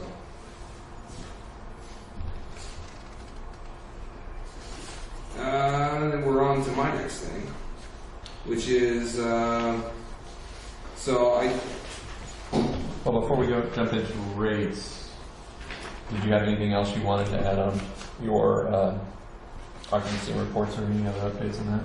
Just it's all in here. Like I said, our occupancy is up. We're having a very good year in the RV park. The Chris Urbach, South Beach Harbor Master, had a family emergency, so I didn't get his report in time to put it in here. So Does anybody have any questions for Aaron at this point? Nothing. yeah, just before I move into the rates, we used Mildred to pull a broken piling on 7E. The RFQ, I've got the RFQ for maintenance dredging at NOAA. We should have that out here very soon. And thanks to Boy Scout Troop, or Scout Troop 7233, they helped clean up after the 4th of July. So, and that's quite a job in both sides of the port, but especially over here. So, like I said, I had a month to get something together on the rates. This was quite a bit of work, because I actually had a meeting. We had a meeting with the Commercial Fishing User Group on the 13th, so I didn't actually have a full month to put everything together for them. But I figured the best thing for me to do would be to get some general ideas together on cost and a few other things, and I'll go into that here in just a minute. But the main purposes you can see there for this overall presentation. One of the most important parts of it is right there at the beginning, and that's to identify the importance of successful business operations for the port. And that's because I've heard over time a lot of ideas that the port should not be making money on this activity, or the port should not be making money on that activity. And it's important for us to show that we do need to make money in certain areas, and I wanted to be able to demonstrate that. Some of these things I didn't quite get to, like I didn't have enough time to go and identify users of the port. We also didn't have time to go through and identify the use of the port that everybody that puts on. And the reason why those things are important is because it equates the cost to us. But I wanted to generally, show what costs are associated with the rates, and then make a few recommendations on any number of different things. This was what I figured the role of the Commercial Fishing User Group would be, to help me work on these rates, and these are the rates that apply directly to the fishing industry, and it's basically isolated to that. I didn't get as much time to focus on identifying use of the port that's currently unfunded. I think we still need to do more work in that area, and I'll demonstrate that on a couple of slides here. Help come up with some solutions to things and maybe brainstorm a bit was my overall idea. This slide highlights the importance of us being profitable in business operations.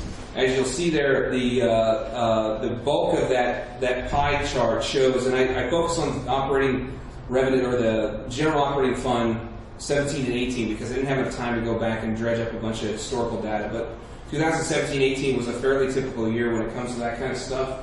I mean, the general operating fund was not impacted heavily by what we did as compared to other years. So what you'll see here is the grant revenue and the interest. So that tiny little sliver is between the dark green and the red portion there is a combination of what we brought in that year for grant revenue and then also revenue from interest. So the bulk of that green area is what we brought in based on business operations, or our profitability is the way you might also want to look at that.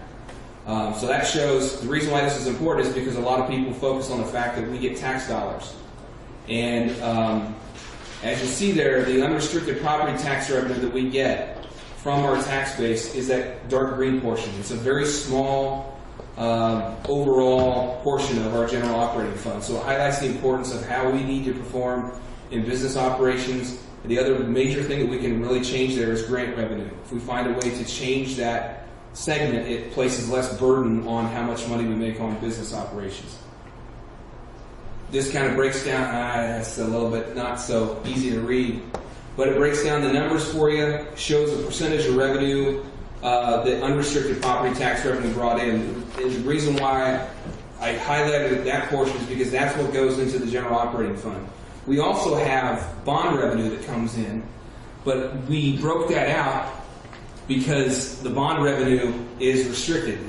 Like that, you'll see it comes in and it goes directly back out, but we're required to apply that to debt service on the bonds that were passed. So in 2017-18, 99.8% of this money, in the approximate amount of 977,916, that's a projected number. That's why I say it's approximate. That's what went right back out, came into the port from the taxpayers and went back out on debt service on the bonds that they passed by voting. That even at 0.2% of the interest that gets earned off the account that it goes into cannot be used for operating funds. So it can't really be applied to any other projects other than what the taxpayers have allowed. So in order for us to be a viable entity, we need to perform well in business operations, and it's understood that because we do have an advantage because we're a public entity, we can compete for grant revenue. So it also highlights why it's so important for us to push that yellow portion larger and bring in more grant revenue. And we might even consider planning more so to set a target, to set a target amount of what we want to achieve grant revenue wise. Because that also, let's say for example we decide that we want to cover 50% of the replacement of our major assets with grant revenue, it really highlights the importance of having a person who can really achieve that goal for us. So it's something to consider. Reasons why we charge the public for use: maintenance, replacement, labor, to make additional revenue that will fund future projects endeavors. So that's why we want a good profit margin on the things that we do. It's not just to line our fat pockets. It's so that we can reinvest that money in the future endeavors. And the last 2 points a lot of people don't kind of forget about. We want to encourage certain types of behavior and then discourage others. So we'll elevate rates in areas where we've got community use of a resource like the hoist dock or something like that, because we don't want people to move in and camp out there. The whole idea is to motivate them to move on quickly, so we may charge an elevated rate there. Same thing with, in order so that we can get a more steady rate of mortgage holders, you charge a discounted rate so that you can more easily bank on the number of mortgages that you're going to have on an annual basis. So here's an idea. I'm going to move through these pretty quick because it took us about 2.5 hours with the committee. And some of the things that we would have preferred to have in here, I didn't get in here. One of the recommendations was that I add to this so that you can see basically where our assets currently are in their lifespan. I didn't have enough time to go back through and publish all that information. But fortunately, I had some decent numbers on forklifts because we just bought 2 forklifts last year. An interesting point about our rates here are that we have 2 rates, but we have 3 different sizes of forklifts. We have the small forklifts, which we would consider the ones that are at the hoist dock over by Port Dock 5, and then the large forklift, which is charged for the terminal forklift, and also the large heister, which is the other the 25,000-pound forklift that we have at the terminal. So the figures The way that so I didn't include the cost of tires when I put this together. I hadn't had a chance to run through and get those estimates, how many hours we get out of tires and what their service life is. The cost that you see at the top of a new forklift includes the finance charge, so it should be out the door because we lease our forklifts, what those things cost the port, and then it breaks down to what it costs us per hour at cost to run a thing. And bear in mind, like I said, we need to make profit off of these things because that's what fuels our future endeavors. So you'll see that we have a larger margin on the large forklift, but that gets eaten up when you use the large heister, depending on what the service life is on it. This is an important point that I wanted to bring up. I wanted to define what we call the hoist dock. The reason why that's important is because that's about 25,000 square feet worth of asphalt. Aside from the pilings and the structure that's underneath the pier. So when we're thinking about what we need to charge there to cover the cost of the hoist dock, it's important to define what the hoist dock is. Now, as I got to digging in through the rates, what I found is that, in our accounting, the hoist dock isn't defined like this, and that's something that we would probably want to take a look at, because the hoist dock revenue right now includes storage, and that's for the entire lot, right?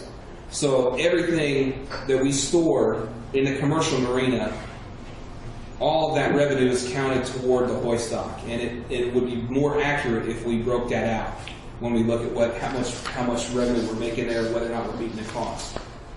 Of course, cost on this stuff is not as easy to identify. What I did here was, with the last time we did our capital facilities plan in 2011, Berger ABAM provided an estimate of what it was going to cost for us to replace just the wooden section. The section of the hoist dock has wooden pilings, and that's just about a quarter of the overall pier. So I took that figure and I increased it by about 2% per year to bring it up into the modern, what it costs today, and then I applied that to the entire space. And of course, there's going to be wiggle room for mobilization fees and things like that, but that's roughly what it breaks down. Cost to replace it 35 years would be about $3.5 million. And if we want to operate and replace it in order, pay for maintenance, it'd be about $3.7 million through that lifespan. So it's costing us right around a neighborhood of $105,714 a year. That's what we would want to at least do to break even on it. The reason why the hoist is on there is because the hoist is included. Use of the hoist is included on the fees to tie up at the hoist dock. You have the breakdowns on a new hoist. And the reason why, you'll see that picture is a little bit cut off there. But when I'm talking about a hoist, that's what I'm talking about. It's a swing hoist. We've had a lot of talk about what's a hoist and what's a crane. That's a hoist. It's manually rotated. It only has a winch that goes up and down on it. So this is about what we would need to, that's about what it costs us for annual maintenance and replacement of the pier, roughly. Plus 2 swing hoists, because we have 2 of them out there, and they need to be included in the pier because that's what the rate consists of. And that's the total of what I estimated it would cost us to operate that facility. These are the cranes. I won't bore you with all the numbers there. You can read it. The bottom line is we aren't coming close to paying for the cranes as we use them. So it's a question of whether or not we want to continue these things and how important of an amenity it is, and or how we can possibly increase the use of them so that we could get closer to paying for them. They are very old. They're still running right now. One of the points that the committee brought up was that we have 2 of them. We rarely ever have 2 of them in use, but when they're needed, they're very necessary. So it's basically a matter of redundancy. You really, when you need a crane to be able to swap an engine out and you're in a pinch, it's preferred to have 2 of them. That way, if one of them's broken, the other one's going to be up. So that's the story. And the other thing about these 2 is that, like I said before, when the dock is really busy, if a swing hoist is not available, we provide them use of a hoist at no cost, basically, because we give them the swing hoist rate because it's a gap of the port's ability to provide. Swedes Dock, this is another location where we're not doing very well. Those pilings are 8-inch pilings and all in need of replacement. And 8-inch pilings that's just not what you use for industrial type of, more commercial vessels. Roughly a 30-year lifespan. It's at the end of its lifespan right now. So I estimated that the target that we would want to make in this location over that 30-year time span annually would be around the $53,000 mark. We brought in 18-19, we brought in $13,000. So we're not really, like I said, we're not really meeting cost in this location. It's again another example of a service that's very important though to the fishing industry that we provide. This is where they can do dockside availability type work, where they can get hot work done and things like that, and use that shop that you can see right there that has the blue siding on it. This one is a little bit more complex. The bottom line on this one is we are not charging as much as the city charges for water, so that's a problem. And we need to equalize that. And I recommended a rate of $4.10 instead of $2.40. This is also not. So this is not part of city water use is part of the mortgage fees. This is not a big revenue earner for the port. There's just a few people that live out the Bay Road that come down and buy water off the port, but we really need to get it up there so that it pays for our infrastructure. It doesn't beat the city's water rate. Fuel surcharge, there was a lot of conversation about this and the validity of the surcharge and how it came into place. I think the biggest problem with this one is that I can't really tell you right now. We bring in about $12,000. I can't really tell you for sure what we're doing with that $12,000. It would be better for us, I think, to keep track of how much revenue we're bringing in on a fuel surcharge and apply it directly to environmental response or things that are associated with the risk that's involved with pumping fuel over the rail on the pier. You can definitely make the argument, this was made during the meeting, that the liability for that lies with the people pumping the fuel and those receiving the fuel. I would also, and this is true, but I don't know if you're very familiar with the Costco Busan accident that happened down in San Francisco Bay, but it was a large freighter that struck one of the pilings on one of the bridges down there and started dumping oil into the bay. And even though they were liable for it and it was all their fault, it was a terrible black eye for the Coast Guard because the news helicopters were flying over, filming all of the boats and the cutters that were tied up at Yerba Buena Island, not doing anything. But it's not really their job to do anything about it. And in that instance, they don't have a response capability to do that, but it's still, in the public's eye, it caused a lot of problems. A lot of people were leaving because of it. So in that light, it is a good idea for the port to be leaning forward on environmental response and to provide the best service that we possibly can in an emergency. And I think we should probably consider taking that funding and marking it toward additional boom and staging resources out this way, because it comes from Philomath for us in most cases. Electricity is another. We broke into, thanks to Becca again, we dug into these rates and picked them all apart and figured out how they come up with them. They're not that easy to figure out, and I won't really bore you with the details on it. I don't have a recommendation on changing the electricity rate anyway. This is the 30-ton crane. Gives you an idea of it is fully depreciated at 15 years. Is that what I believe that's what we figured, right? So I think we can get more than 15 years out of it. I went with 20. That matters a whole lot in figuring out the cost, obviously, but this is the way I broke it down. One thing I might add is that as it gets longer in the tooth, the cost of annual servicing will continue to go up, and it was higher this year than it was in years past. The other thing that will happen is none of this includes, just like with the forklifts and all of our other machinery, this doesn't include a projection on corrective maintenance. This is just preventative maintenance. So any casualties that happen to the equipment, anything that breaks, which is going to happen more and more the older it gets, is not included in these figures. So that's what we figured. Cost per hour was about $17.93. Sorry, $77.51, and we got a rate of $146 per hour. But it's somewhere along the line. I still think we need to increase the quantity and the quality of the training that we provide to crane operators, and none of that is covered in here. This is a question I posed to the commercial fishing user group, was whether or not we were meeting their needs at the terminal with the personnel lift, because we are not allowing folks to use non-OSHA approved aerial work platforms at the terminal. So my fix to that was we could rent the equipment on an as-need basis and then charge a $5 or a 5% administrative fee on top of that, and that seems to be working for everybody. But we won't be, we're going to comply with safety regulations. Pump and line service. This was another one that there was some debate on a little bit over what we should charge or whether or not we charge. This is an emergency service. This is another one that it really doesn't hit our books very hard at all. We only charge this out a couple times a year. And that's pretty much what it sits at. Storage.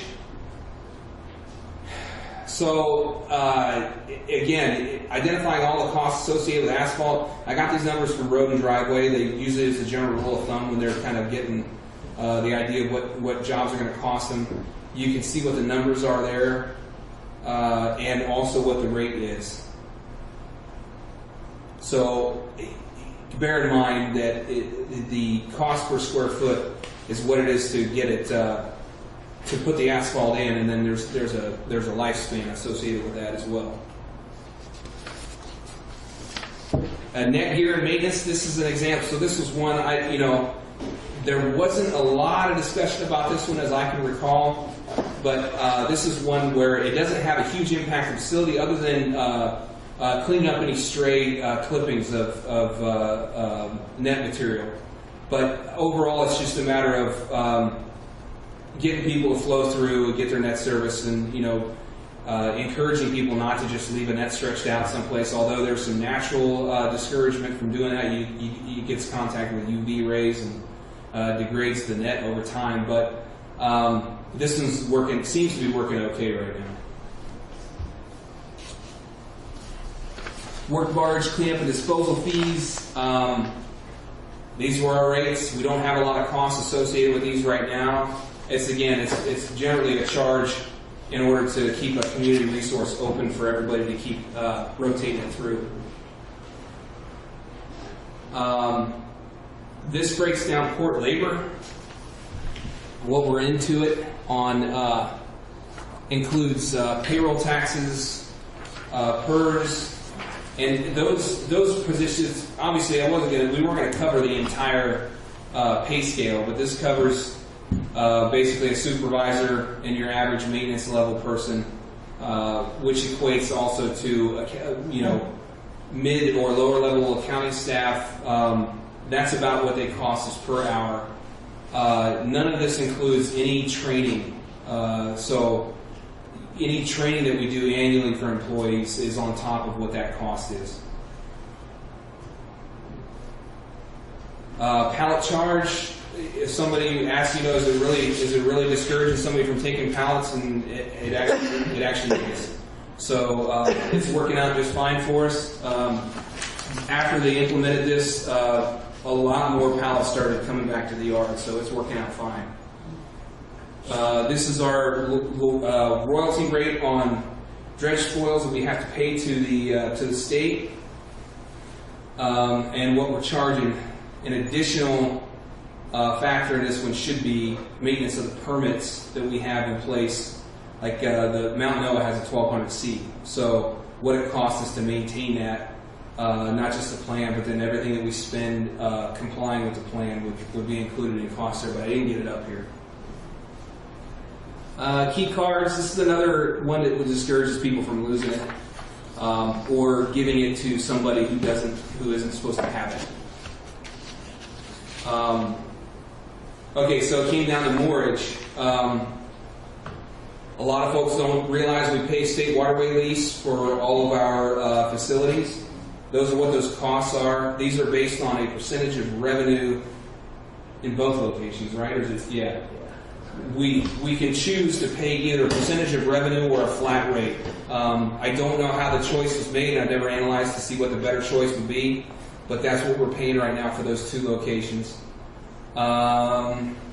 It kind of breaks down for you as well how I figured out cost. NIT is much more difficult because remediation is included in the construction fees out there. So it's, and I try to go back and dig that stuff out again, and I haven't been successful in identifying exactly what that number is supposed to be. Maintenance dredging was a pretty bankable number because we based that on what we've been paying over at NOAA. So I think that's a pretty accurate number. And you'll see how I figured the cost of floats and dredging. There's one mistake on here. It shouldn't be $4 million and dredging at 7. It should be $2 million for dredging at Port Knox 7. And then one of the questions that came up was how often do we dredge the commercial marina? Near as I can tell, it hasn't been dredged in the last 25 or 30 years or so. It stays fairly stable, although we are in need of dredging in several different places there now, particularly as a result of the city's outfall over there by Moore.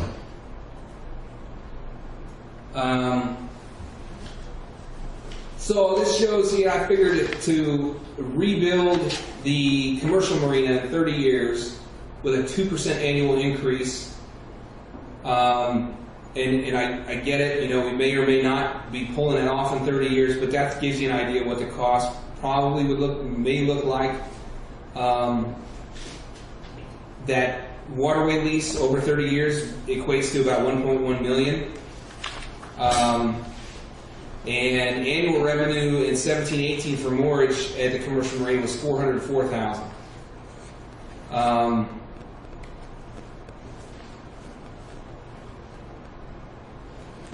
So we're looking. We would if those numbers pan out correctly, as far as forecasting the cost over those 30 years, we would want to get an annual revenue stream of about $1.2 million from the commercial marina.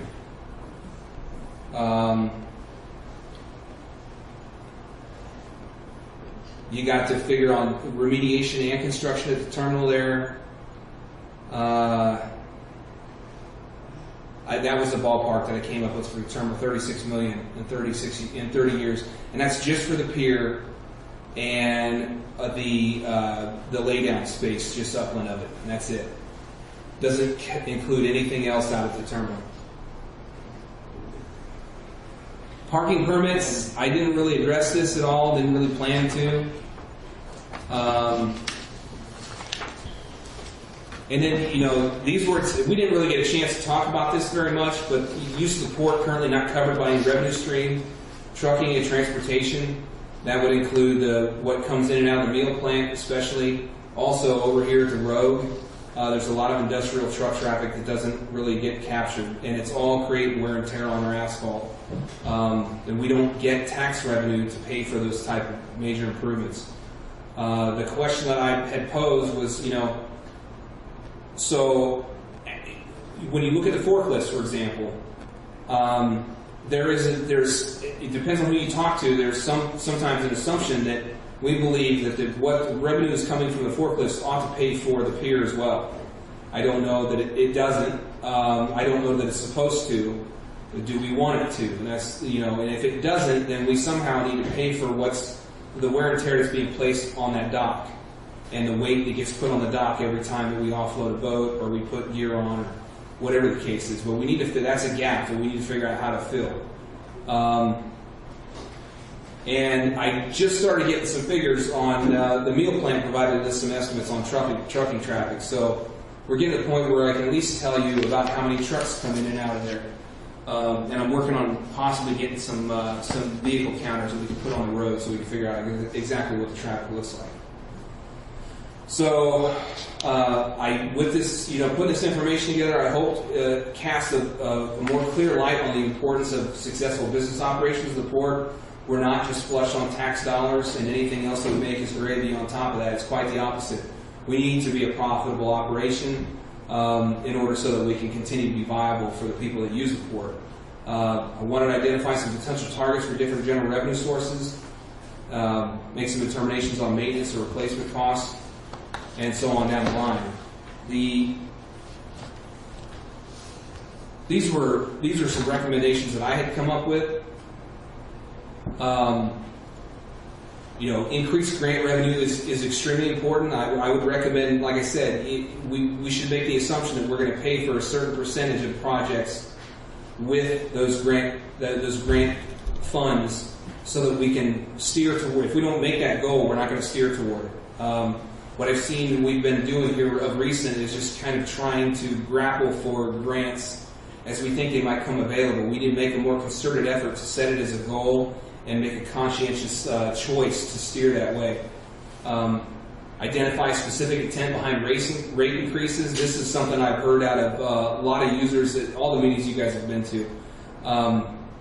The port users see the state that we're in right now as far as the infrastructure goes, and if I were a user, I would wonder many of the same things. What is it that the rate increases are going to bring back to me? And I think we need to do a better job of making that case to them. Swedes dock revenue and cost is disproportionate. The question is, how can we increase Swedes rates, or can we? We're already charging double transient rate at Swedes dock, so it's already expensive. I don't know how far you can really go with that. I think that what we would want to do would be to figure out how we can increase the usage of it. That would be a better way, instead of increasing those rates.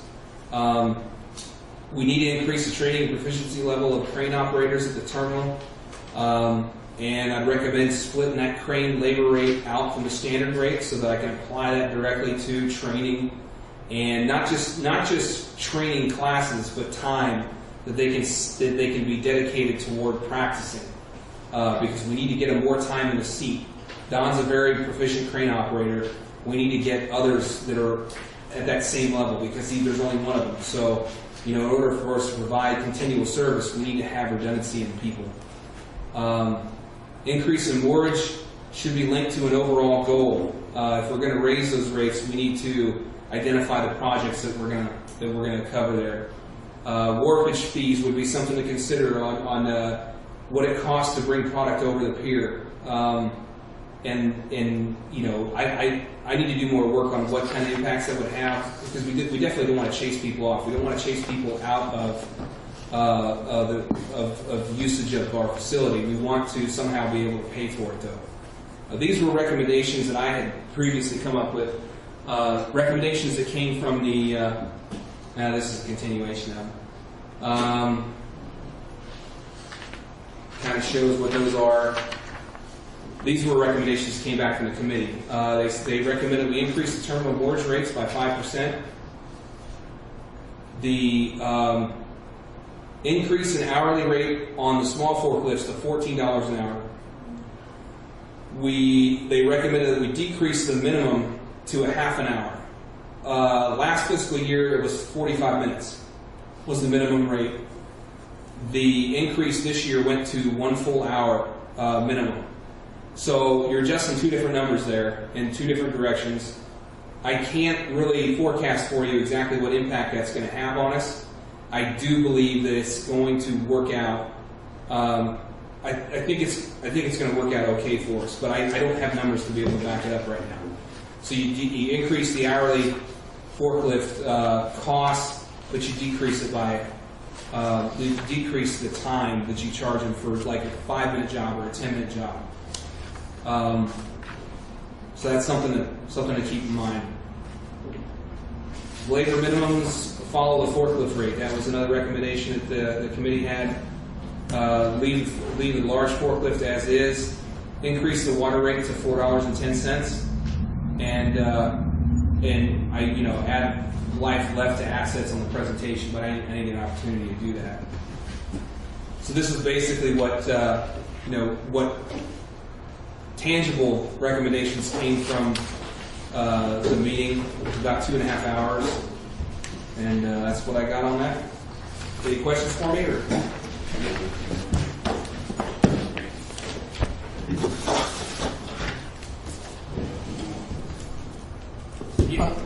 Yeah, anyone?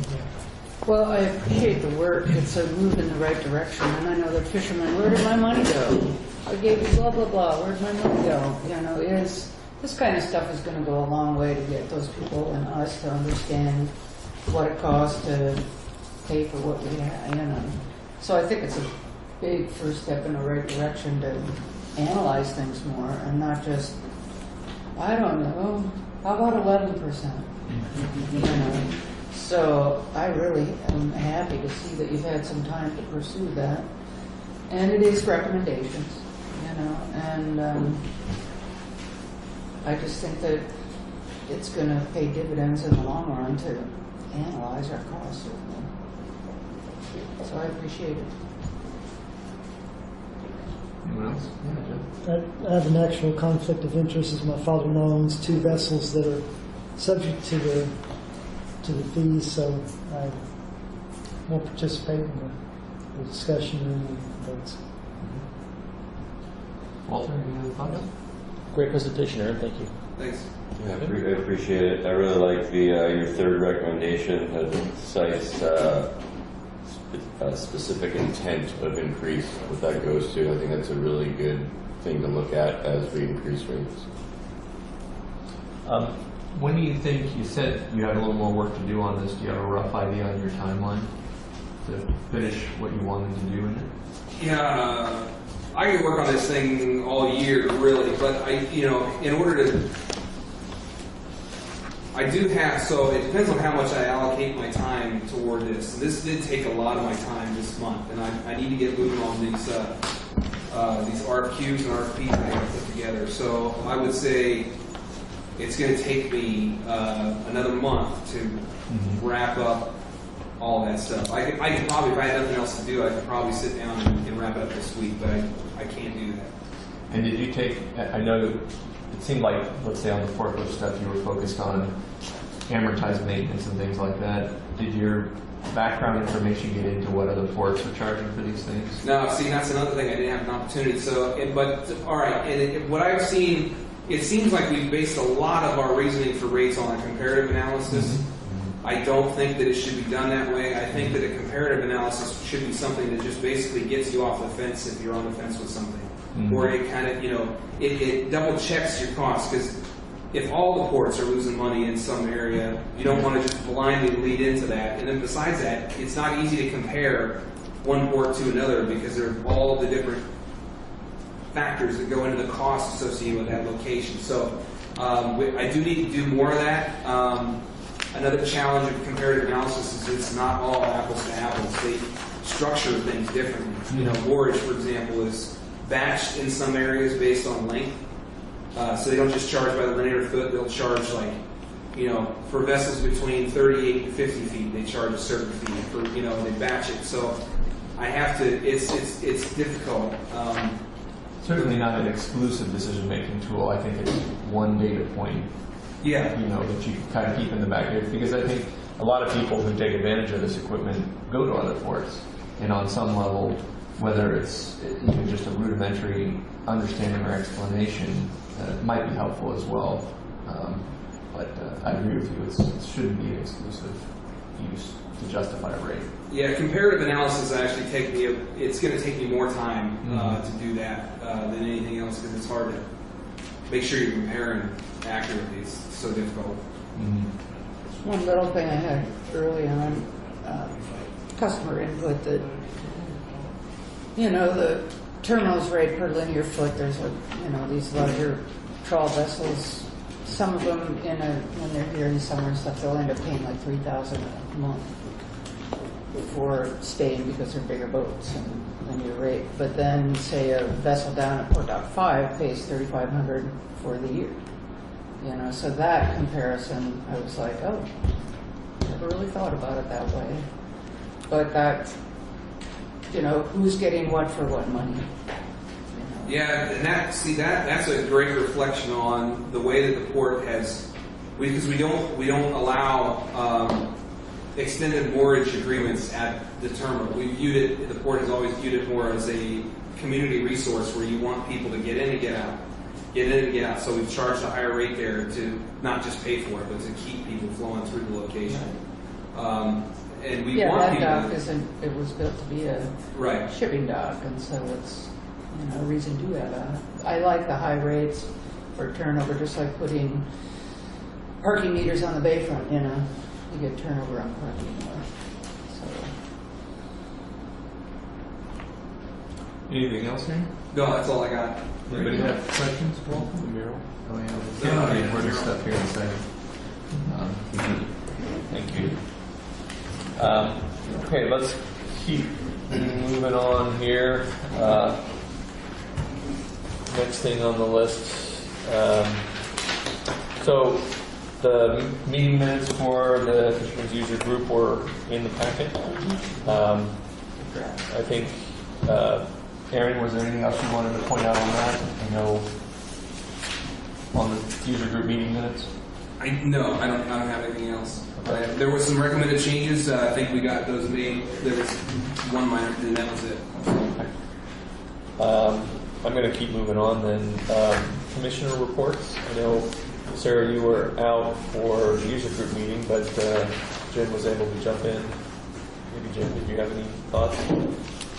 Nothing really that Aaron hasn't covered. Okay. I think that it's all pretty captured there. And Sarah, did you hear anything that you want to update? no, it's just again a comment backing up that, 3,500 a month is 3,500 a year structure. Anybody else have any other updates?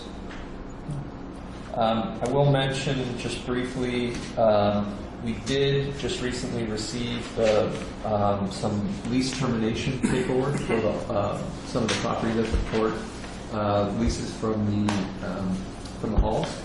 And so Aaron and I are going to take a look at that and see where that lands, make sure that what was drafted up doesn't have any impacts that we can come up with regard to the port. We can have Pete take a look at it as well. But I think it seemed like from past input from the commission, moving that project forward with those lease terminations was something that we needed to get moving on. They need that in order to get their project moving. Their construction window is rapidly closing, and I think it's just something we need to just get done. So as that progresses, we'll keep the commission in the loop. And then Terry will be involved. Yeah. Sounds good. It needs to get done. Karen, just before I forget, on that list of liaisons, was the Fisherman's User Group listed on that? It was not, So would you mind adding that? not at all. That'd be great. Okay, let's keep rolling here. Calendar for future consideration. People can see them all there on the agenda. Anybody have any questions? Yeah, I just think it would be really important that either one of us or Aaron goes up to this economic summit. That's always a big deal, and there's been a lot of good things that have happened going on. Annual Yeah. Coastal Economic Summit in Yeah, Portland? that's put on by Senator Goldman. So it'd be good for all of us who are there. Yeah, I certainly don't have any issues with that. If it seems like it was beneficial in the past. The first time it's been in Portland, usually it's here on the coast, but it's in Portland this year. Mm-hmm. So, yeah, I can put it on my calendar, no problem. if that works. Yeah. Okay. Thanks. Unless anybody has any issues with that. It's such a pleasure to have a possible manager again. I thought maybe the manager. Well, we have to work out all the details, but certainly that is an option. Okay, everybody has a copy of that mural here, but I don't see it on the agenda. Do I? Yeah, we didn't get it added to the agenda. There's two things we didn't get added to the agenda. There's the mural, and then the approval of these. The commission has to approve the members of the commercial fishing user group, and we've got a list of folks. We verified with them that they are willing to stick on for another term, so we would need the commission to approve that. And then the mural, if the commission approves that draft of the mural, Rogue said they could get going on that and have it done before the nasty weather hits. So do you need a resolution accepting the appointments to the Commercial Fishermen's User I Group? don't think we need a resolution, do we? It's just a motion. Motion. Just a motion. I make a motion we approve these 8 members to continue on the Commercial Fishermen's User Group. Second. All those in favor? I- Aye. Opposed? Okay. Is that actually just switching? Ye- Who, what? The what? So you got Bob Alley and Jerry Bittinger. That was a primary and an alternate. Right, They want to swap yeah. to make Jerry the primary and Bob the alternate. So it was 7 people that were, or 8, or Yeah, 1, 2, 3, There's 4, 8 5. total. Yeah. So yes, Karen. yes. How about that? Thank you. Yeah, now let's get down to some important stuff here now. Has everybody had a chance to look at the bill? Was anybody on the commission besides Stuart and I that approved this? You can't make any changes to it. Has this already been approved? This mural was already approved? Because I got the impression that it still hadn't quite got. I, to be honest with you, I sort of lost track of the process. We paid a local artist to generate this, and there was tremendous feedback. And this was a mural to stick on the side of the road expansion, somewhat to make it a little more pleasant to look at than the side of a building. Like which, over here? Yeah, as you drive by it, basically. So when you drive by, you Yeah. Street side. Yeah. So, Aaron, I guess at this point, is there really, I mean, we're pretty far down the design spiral here. They're not looking for what you want to change, they're just saying, They're just asking for authorization to, because I haven't bugging them about the mural lately. So they said, you know, if they'll approve this, they'll get moving on it. So about the only thing that was, I read somewhere here was about taking creative license.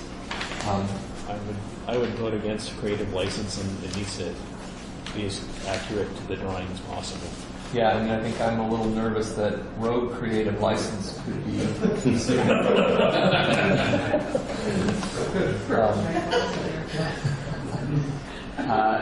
Is there a way to diplomatically and delicately convey that? yeah, Okay. Jim can relay it too. But yeah, I'll when I reply to my email to Brett, I'll explain that. I like the out of it. Anyone have any other comments on it? Yeah, I think it'd be great to see something up on there, and I think this captures the discussions it seemed like that was had a number of years ago. Fair enough. Do you have what you need? Yeah. All right. Moving into the last section of the agenda, public comment. Anyone wishing to make a public comment, please state your name. Yes. Neil Corey, LW.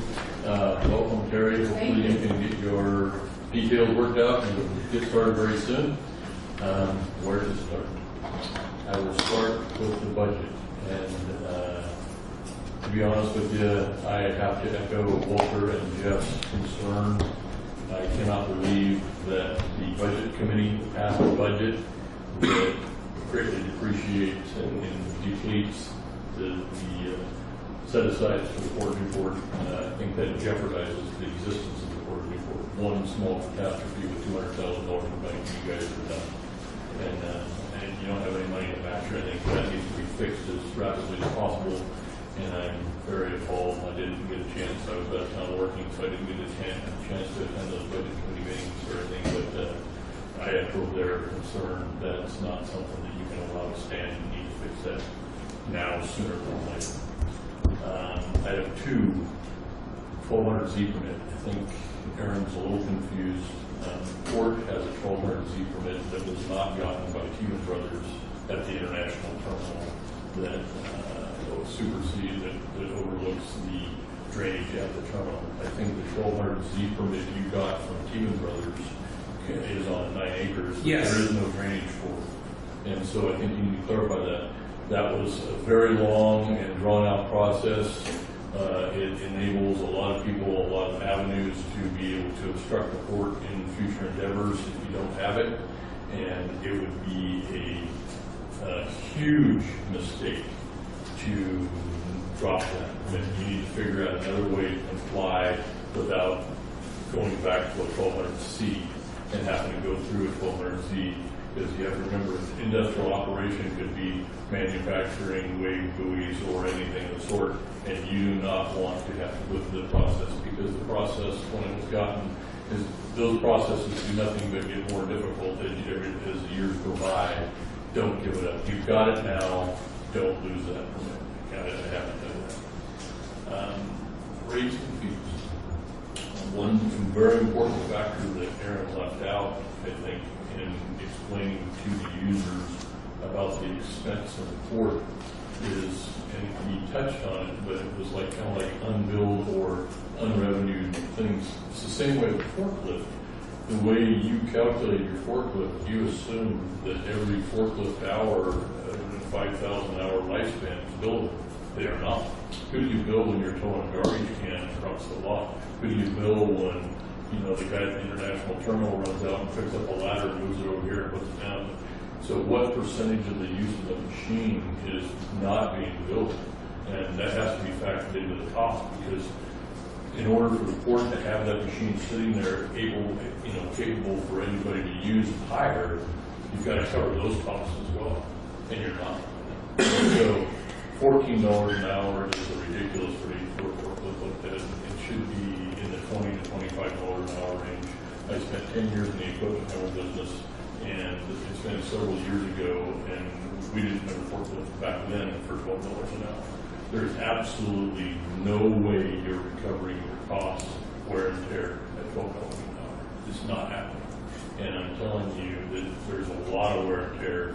You have to figure out what percentage of those machines are being used for the port's purposes in order for the port to survive, for it to be here to provide services to people. And somebody's got to pay for those too, because as you pointed out, the taxpayers aren't paying for them. The users have to pay for them. And, I as a taxpayer, I don't separate the small sliver that you pointed out that goes into the general fund from the big sliver that's going to pay the bond fund. I look at like paying a block of tax to the Port of Newport, and you need to be putting that to work, whether it's the property, whether it's the forklift or whatever. But those rates, you need to do a lot more investigation into. You don't like using comparables, but there are a lot of people out there that supply equipment for people for different uses. And my recommendation is the very supplier to the forklift. Typically, those dealers have a huge fleet of forklifts that they use for farms, they use for fish, they use for everything. And just the other day, I was driving down Bayfront. Lo and behold, I see a Sunbelt Rentals forklift in a fish pond. I guarantee you that they're not paying $12 an hour to Sunbelt Rentals to service the fishing fleet. And so there is ways that it's being recovered. You need to recover all your costs, not just some of them. So you need to make sure you do that. But again, you have some very troubling issues facing the port that you're going to have to face. Port 5, the seawall at Rogale, those kinds of things. You cannot go under those with a $200,000 assessment. You cannot do that. You can't allow the port to do that. You, as the port commissioners, are responsible to stop that and fix that immediately, because that's a disaster. Thanks. Thanks, Sam. Anyone else? Okay. Any commissioners have anything else you want to add at this time? Pretty good? Okay. At 8:14, I'll adjourn the meeting.